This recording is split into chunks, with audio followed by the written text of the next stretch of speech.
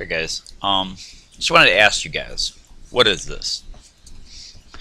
I don't know, silly question, right? It's a penny, and it's worth 1 cent.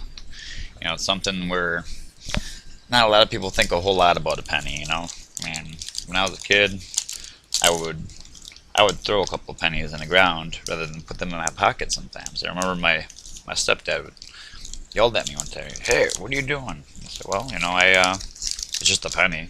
He goes, "Yeah, but you put it in a jar with other pennies, and then you have some real money." And I thought about that, and he was right.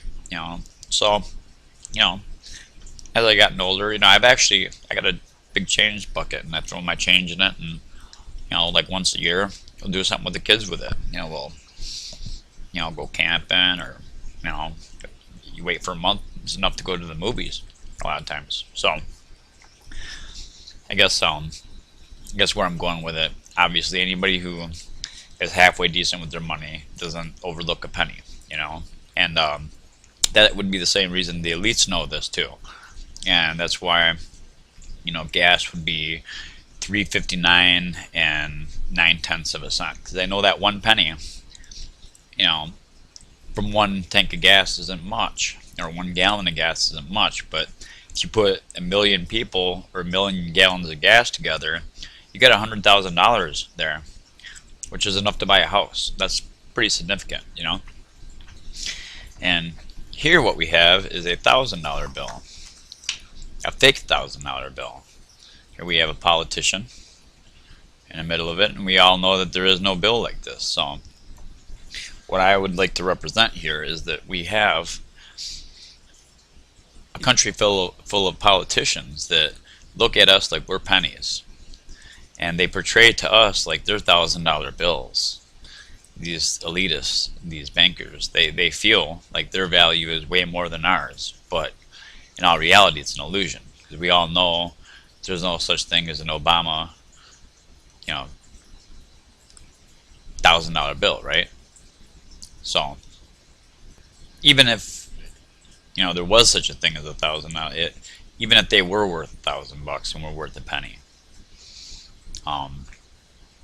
yeah, I want you guys to think about this. Our world is comprised of us pennies, okay? If that's how they want to view us, but you put us all together and it's worth something.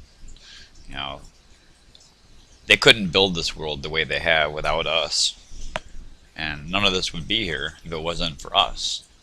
And in fact, you can't have $1,000 bill without $1,000 worth of pennies, and that's really the situation we have here. We have people that portray themselves to be worth more than they are, like their value is higher than ours, like they're $1,000 bill, while they're forgetting and helping us to forget that they need all of us for even that $1,000 bill to exist. So we ask ourselves, what can we do about the current situation? What can we do about the direction of our country and our world? Well, I would suggest to you, it starts with one of us, and that one, starts talking, spreads the news, spreads his message. If that guy can spread his message to 2 people, and those 2 people spread the same message, or their own message to along the same lines to 2 more people, and after that you have 4. And if those 4 spread, it's the power of compounding. The bankers use it, the elites use it on us all the time, and that 1 penny over a year's time, if you keep on doubling it, will exponentially grow into 1,000,000. And that's the kind of effect that we can have. And trust me, they full well know it. That's why they control the media. That's why they control the messages out there. That's why they're so out there blocking everything, because they know that all of us are worth way more than they are. They know that's why they want population control, because they know that right now, with the numbers that we have, that we far outweigh them. we far outweigh their will. And, if the people ever wake up, if we can wake up enough people to understand this, there's no way they can resist our will. There's just no way. That's why they've invested so much time and money and resources into causing this effect with us. If you start to speak the truth, somebody covers their ears. If you see the truth, you're supposed to cover your eyes. You're not supposed to hear, see, or speak anything about this because they don't want it. They want us to believe that we have no power and that there's nothing we can do. That's just not true. The power that we have comes with how we spend these pennies, how we spend our monies, our dollars. We can redirect the money, give it to small businesses, small fruit shops. We can also just continue down the same path and just keep shopping at the big box stores, the corporately owned, system managed and system controlled chains that make it convenient and a little cheaper for now, but this just feeds into their system and it feeds into their control of us.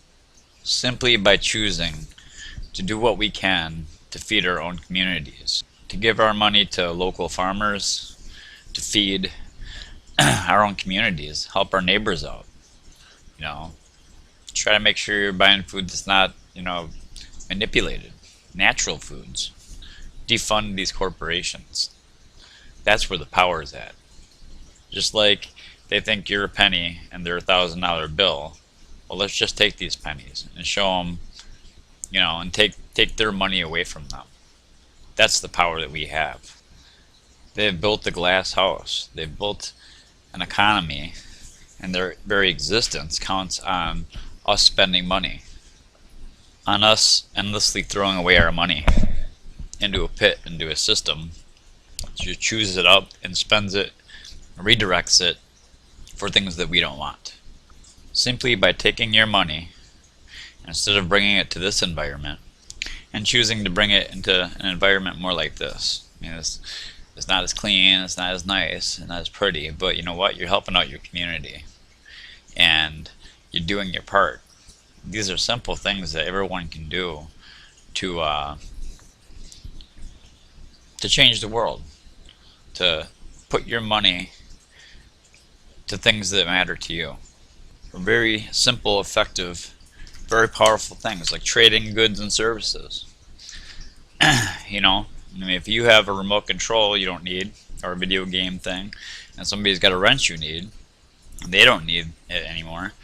Simply by changing the thing you don't need into something else you do need, it's mutually beneficial, and it takes the money out of the corporation's hands, and you don't end up with a pile of junk you don't need at the end of the day.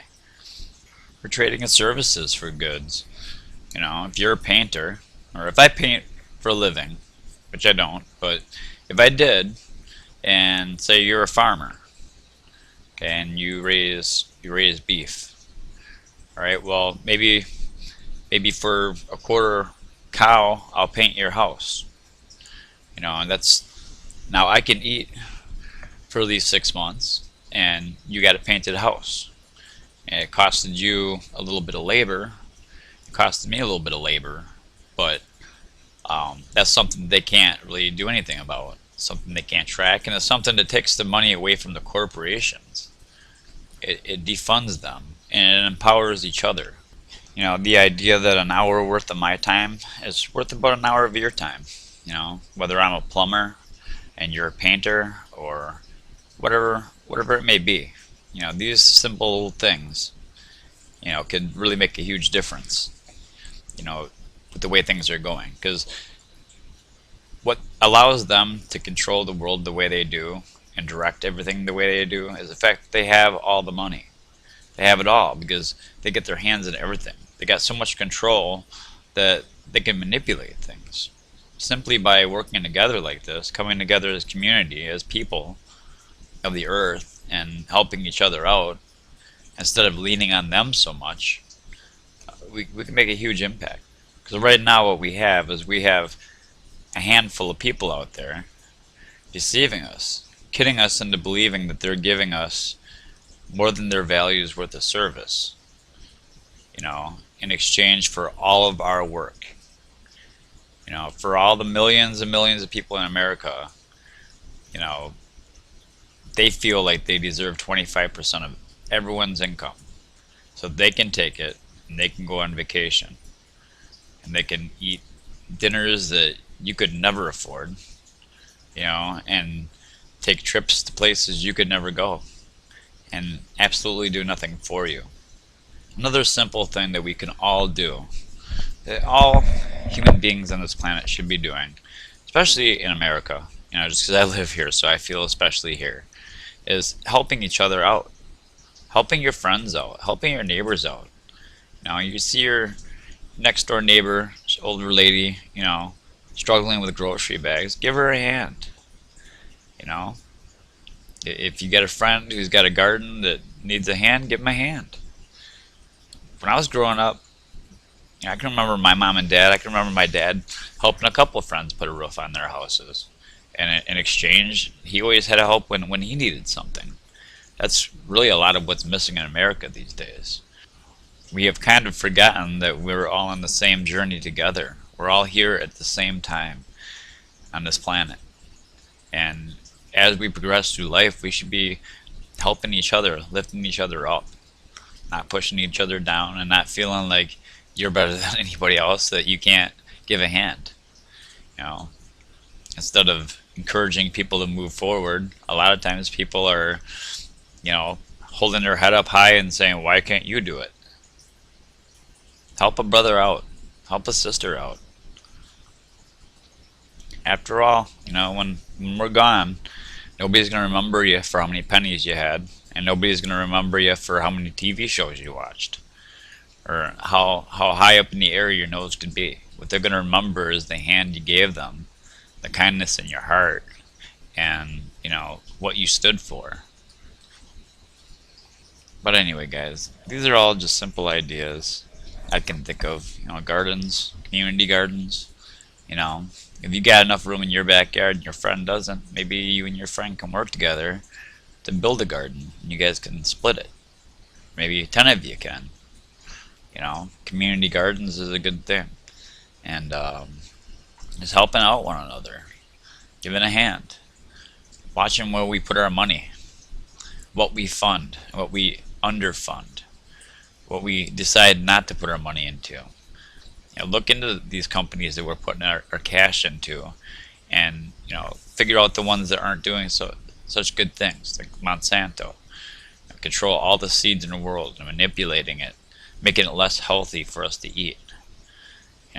Start a garden without their seeds, or find a farmer locally that doesn't use their seeds and buy from them. That kind of thing. But these are small things that we can do, and it's not much. It doesn't seem like. These small choices, every choice you make of where your money goes and what your time goes to, matters in the scheme of things. And in the long run, we can vote with our money, with our dollars, with our pennies. And just like the analogy with we're all pennies and they think they're more, but that's a fantasy. That only works if we believe it. We allow them to deceive us with it. The truth is, all of us humans are the same. Other than if you're a boy or girl, obviously, but we all start out the same, right? And the end result for all of us is all the same. Ultimately, we all end up here, right? Nobody lives forever. So what matters is what happens in between that, between birth and death. What do we do? What do we stand for? Who are we? What did we mean to our family and our friends? What did we do for our world? In the end, which direction did we take? What path did we choose for our life? Are you going to become part of the problem or part of the solution? Truth of the matter is, if more of us decide to become part of the solutions to the problems here, the world would change. And at least our kids and maybe our grandchildren might have a shot at some real freedom.